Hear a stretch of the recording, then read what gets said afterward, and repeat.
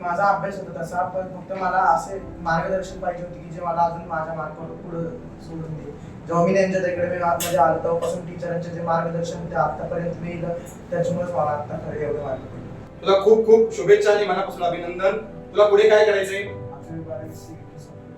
Very good. तुझ्यासाठी language मध्ये जीतचा जो पुढचा पार्ट आहे सीईटीचा प्रचंड छान तयारी करून घे. कारण आजही आपल्याकडे पालक मित्रांनो पुन्हा सांगतो 22 मुलं जेईची तयारी करतात, 22 पैकी 7 मुलं जे ऍडव्हान्सला क्वालिफाईड.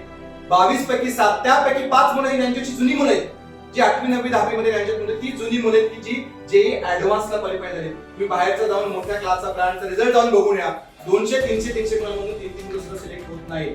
तुम्ही या गोष्टीवरती पुन्हा विचार करा की आपण एवढे चांगले मार्क्स मिळवले, हे यश खरंच टिकणार आहे का? गर्दी बघून, मोठा बॅनर बघून, मोठी फीस बघून, स्टँडर्ड बघून तुम्ही जाऊन आपल्या मुलाला ही मिळालेलं मोटिवेशन, ही मिळालेली प्रेरणा, हा जागृत झालेला आत्मविश्वास आपण कुठेतरी कमी करून घेणार आहोत. तुम्ही 100% विचार करा.